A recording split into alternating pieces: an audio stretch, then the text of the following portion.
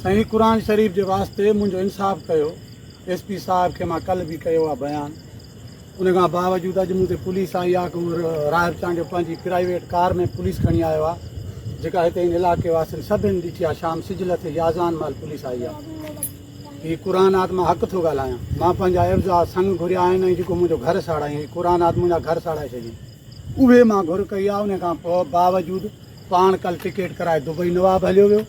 हुनजो जेको भाउ आहे राहिब, कारड में ॿियो नालो लिखियलु अथसि काबिल, बराल आहे राहिब, उहो पुलिस वठी आयो आहे। खानकी माण्हू 3 पुलिस वारा बांदी जा। मां ही क़ुरान जो वास्तो SP साहब खे विझां थो, नौशर फिरोज़ खे, ऐं जेके बस वारा वॾेरा भोतार ज़मींदार जेके बि आहियो मुंहिंजो अज़ालो कयो। ही मुंहिंजा ॿार आहिनि, हेॾे ॾिसो तव्हां पुछा कयो हिननि खां कंहिंजा आहिनि। मां मज़दूर कोरियत आहियां। सिजल ते चई वियो आहे त सुबुह जो घर धाराईंदोसांसि। मां कहिड़ो धाड़ो आहियो आहे मुंहिंजो घर धाराईंदो? मां हक़ घुरिया आहिनि। हक़नि घुरण ते हू धाड़े हणण जी ॻाल्हि थो करे।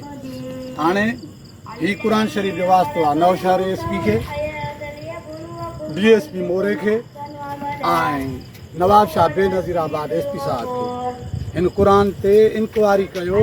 मां हक़ घुरिया आहिनि या मां नवाब ते के फायरिंग कई आहे, को उनखे गोलियूं हयूं आहिनि, को उनखे धक हया आहिनि। मां पंहिंजा संग घुरिया आहिनि।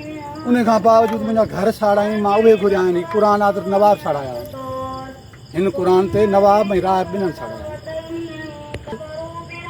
नवाब शाह बेनज़ीराबाद SP साहब खे, DSP दौड़ खे हिन क़ुरान जो वास्तो आहे त मुंहिंजी इंसाफ़ कर, मुंहिंजो इंसाफ़ कर। ही मुंहिंजा नंढड़ा बच्चा आहिनि, जे मूंखे माराए छॾे मां काॾे वेंदुसि, जे मूंखे खणाए कंहिं जेल में हणाए छॾे, ही केरु था थींदो? मां त हक़ घुरियो आहे, ही केरु था थींदो?